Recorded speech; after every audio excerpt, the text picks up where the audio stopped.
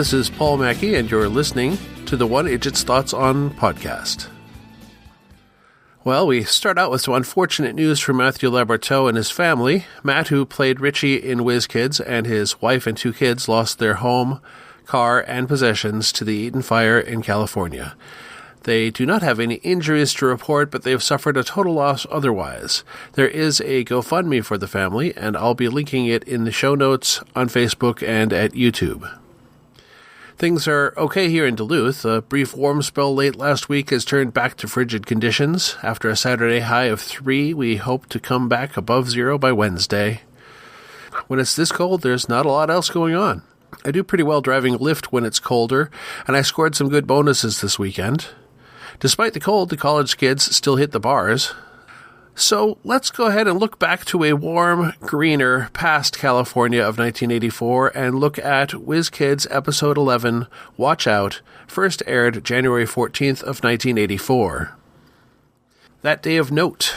I see that Madonna debuted her single Holiday on American Bandstand on this date. This is slightly odd, as I see elsewhere the single was released in September of '83, and that she performed it at Studio 54 on Top of the Pops and lots of other shows. Perhaps it was the American television debut of the song. It never had an official music video, and the bandstand performance served as a music video later on, so I suppose it's entirely possible this date marked the TV debut. Also on January 14th, Ray Kroc, key in the expansion of the McDonald's Corporation, passed away. Among many other bigger things, he's credited with starting the phrase, "If you've got time to lean, you've got time to clean." At the U.S. domestic box office, number 5 was Yentl, number 4 Scarface, number 3 Sudden Impact. Debuting at number 2, Hot Dog the Movie, and number 1 continues to be Terms of Endearment. I have here a chart from CMJ New Music Report showing reported college radio airplay. Number 5 was True Love by X. Number 4, Love is the Law by Minnesota's own The Suburbs. Number 3, Never Stop by Echo and the Bunnymen. Number 2, Every Word Means No by Let's Active. And number 1, Owner of a Lonely Heart by Yes. I'll forego the Billboard Hot 100 this time, but the Yes tune was number 2 there behind Say, Say, Say. In the UK, reported by Music Week, top songs were number 5, Love of the Common People by Paul Young, number 4, Tell Her About It by Billy Joel, number 3, Margarita Time by Status Quo, number 2, What Is Love? No, not that one, by Howard Jones, and number 1 was Pipes of Peace by Paul McCartney. A brief summary of the episode. A mother buys Krebs discount baby formula, and Judy Hubbard introduces herself as a researcher for Jerry Binger's Watch Out Consumer Lookout television show, and gives the mother her card so she can give feedback that they might use on the show. At Jerry's show, while he's testing basketballs in the studio, a workman is installing a suspicious-looking aftermarket accessory into his car. Jerry announces at the close of the show that next week they will be taste testing lemon drink and analyzing Krebs discount baby formula. And it's clear he has a low opinion of the Krebs brand from prior tests on the show. After the show, Jerry is handed the new ratings, and it seems they are going down no matter what the show does. The kids are biking home, and Ham says he has to go home to clean his room. That concept is so out of character for him, the gang decides to follow him home. There, a technician is installing a Statcom TV ratings set-top box. The kids think this is a great development, and Richie notes the box must have access to the central Statcom computer. Despite Alice's cautionary attitude, he's practically salivating at the thought of hacking that box. Jerry drives part of his commute, and when the device in his engine starts smoking, he finds the locks have been rigged to prevent his escape, and he has to smash out the back window to get out before the car detonates. Jerry goes to visit his old pal Lou Farley, somewhat estranged since their days of hippie war protests gone by. It doesn't take Farley long to admit it sounds like someone wants Jerry dead. Jerry also points out the ratings drop despite positive fan letters increasing 25% over the same period. Jerry thinks the Statcom ratings are being rigged, and Farley calls Richie, asking him if he can help prove the ratings system could be hacked. On the way to Richie's, they stop by the Time Flight Laboratories, where Judy Hubbard gives Jerry details on the lemon drink and says they are just starting the Krebs baby formula analysis. Jerry explains to Farley the Krebs company buys factory reject products and markets them at deep discounts, and offloads the ones that don't sell well onto third world countries. We see two heavies in a Krebs warehouse paying off Devin Sinclair with $20,000 in cash. When they tell him he can count it, Sinclair jokes that if it's short, the watch out ratings might suddenly improve. Sinclair is being watched by a man we later learn is called Sprague. At Ham's, the Parker family argues over what to watch and when, with Mom saying they have a responsibility to watch more PBS. Ham's older brother Johnny jokes they might have to watch another documentary about a pizza parlor in Indiana. Dad seems to think the whole thing is an invasion of privacy. All the while, Richie is hacking the StatCom box and no one seems to mind. Richie records the data handshake from the StatCom box and uses it to get Ralph connected to the main StatCom computer. As Jerry looks on, they're able to see what channel the Parkers are watching. But when Watch Out starts, the system says the Parkers tuned away, even though Ham confirms they are still watching the show. Jerry goes to StatCom to confront them, and Sinclair goes to talk to him, sending him on his way. However, Mr. Beale, the founder of StatCom, is watching via closed circuit and calls Sprague, who confirms Sinclair is up to something. The Krebs guys next burn the labs. Farley finds Quinn speaking with Judy at the scene the next morning, and Quinn confirms the fire was set overnight. Sinclair tells the Krebs guys that Jerry said he had proof the ratings tampering. Meanwhile, Jerry tells Farley they have one show left and they are cancelled. Lou gives Jerry a pep talk, says he should make one last show count for something, and Jerry has an idea. He goes to talk to Richie, but we don't hear them speak, instead seeing the Krebs goons who tailed Jerry puzzle over why he's talking to some kid. Everyone at the Gazette is watching the TV, where Jerry is on the news announcing he will prove the StatCom tampering on a live final broadcast at a secret location with a computer expert. The Krebs guys tell the henchmen to figure out who the computer expert might be. Farley confronts Jerry about the interview, announcing the plan ahead of time, putting himself in danger, and Jerry reminisces about an arrest at a protest where Lou talked an officer out of hitting him before loading him into a paddy wagon by saying, "I am not afraid of you." When all the Adlers leave, the Krebs guys break into the house and steal Ralph. Meanwhile, the formula has made the baby sick. The mother called Judy, who called Lou when she couldn't reach Jerry. The kids discover Ralph is missing. Jerry tells Lou they have to use the Gazette computer to prove the ratings fraud, but Lou shows the baby's diagnosis of bacterial infection and tells him about the formula. Jerry decides he has to go after Krebs and tells Richie to find another computer and tell where to send a crew. They decide the work must continue using an ordinary home computer at Ham's house, despite Richie's recitation of all the stuff the computer lacks. Richie gets it working, but Sinclair sees the intrusion, sending the heavies to the Parker house. Jerry, Lou, and a camera crew go live from the Krebs warehouse to confront them. The heavies invade the Parker home, but all the kids, including Ham's brother, tackle them until Quinn and some other fellow cops arrive, along with Sprague, to handle them. More cops assist at the warehouse, where Jerry, Lou, and crew are being assaulted on live television. Jerry then speaks to camera, tossing to Richie, who demonstrates the channel switch tampering.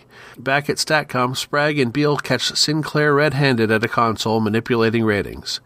In the end, everyone surprises Richie with a fully restored Ralph, and he jokingly tells them they installed it upside down.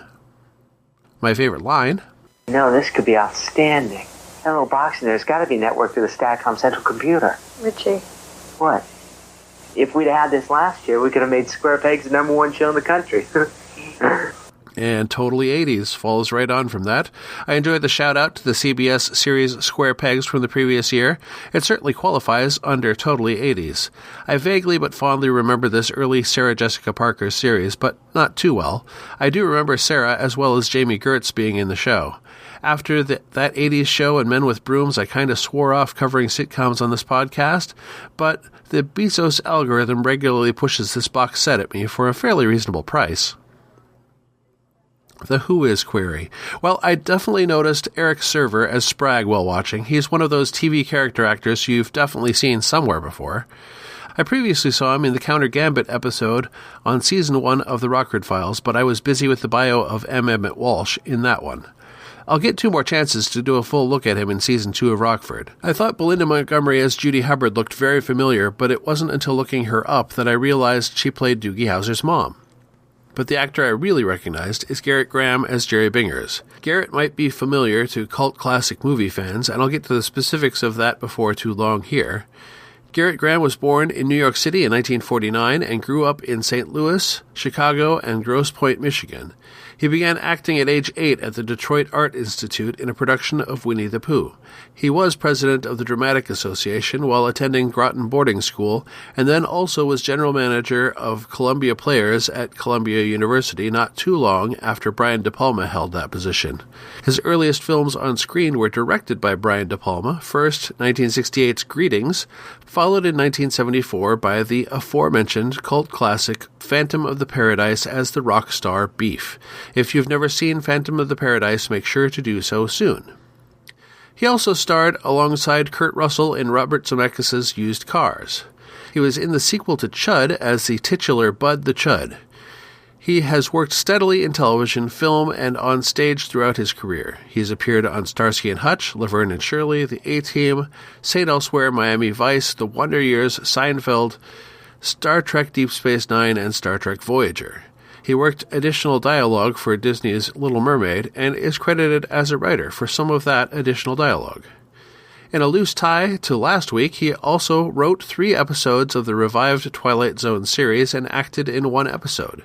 He's also written songs with Bob Weir of the Grateful Dead, including the Dead song Victim or the Crime. That Week in Tech. They may be using the fictional name Statcom here, but we all know they're talking about the Nielsen boxes in this episode. They're even careful to use the term audiometer instead of the Nielsen trademark audimeter.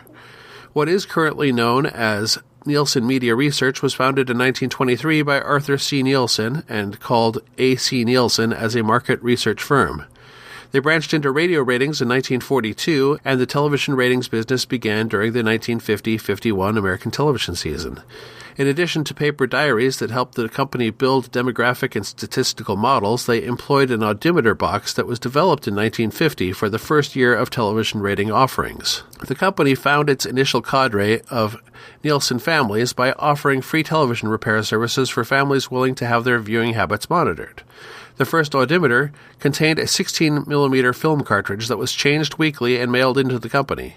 In 1971, the first audimeters that reported ratings via phone lines were introduced, and in 1987 the more advanced people meter technology was rolled out, collecting data via phone lines every night.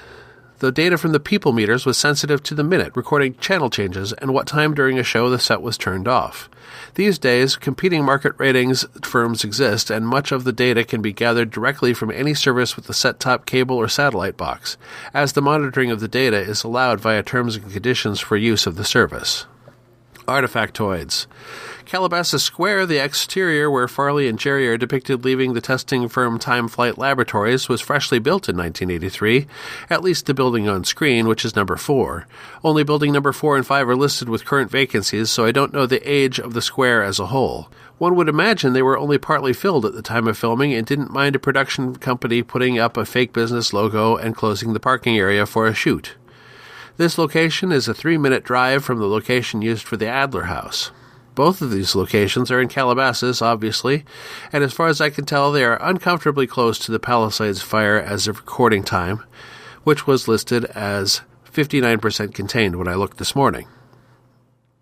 Meanwhile, I looked up the show Johnny Parker was referencing. The series called Middletown was made in 1982, and the episode title was Family Business, about a couple running a Shakey's Pizza franchise location in Muncie, Indiana. I'm not sure why Johnny or James Crocker, who wrote the episode, took a pot shot at the show. If you want to watch an 1.5 hour long documentary about a pizza parlor in Indiana, you still can. I found it on YouTube, and the file indeed runs 4 seconds short of a PBS 90 at 1:26:52.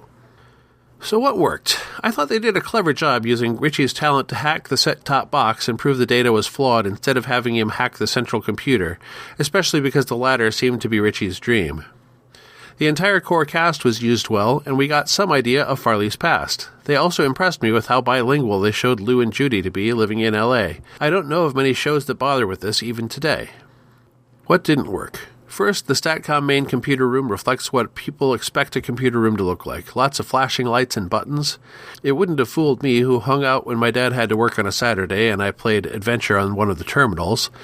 But people expected a computer room to look like NASA Mission Control at that point, I guess. This one definitely felt more like an adults-focused episode, with the Whiz Kids mostly adjacent to the story. It's probably unfair to include that as something that didn't work, because the use of the entire ensemble worked particularly well this time. But the titular kids were in the back seat, so I mention it here. Next time is Whiz Kids, Episode 12, Amen to Amen-Re. Happy hunting! You've been listening to the One Idjit's Thoughts On podcast, produced by Paul Mackey in association with Nimlas Studios. Any short clips of audio from shows is included under fair use for commentary purposes, and copyright for that content remains with its original copyright holders. The theme song is Too Good by Jack Mangan and is used by his generous permission. One Idjit's Thoughts is produced under a Creative Commons Attribution, Non-Commercial, No Derivatives 4.0 International License. You can find more episodes of this podcast and many other fine podcasts at nimlas.org. You can contact me by emailing idjitcastpodcast@gmail.com or commenting on episodes at nimlas.org.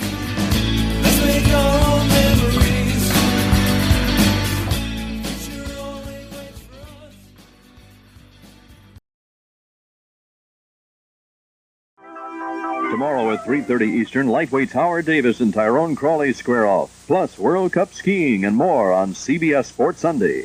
Now stay tuned for Body Heat on the CBS Saturday Night Movies next, following news break. Body Heat must have retained a lot of the ratings lead-in from Whiz Kids, right?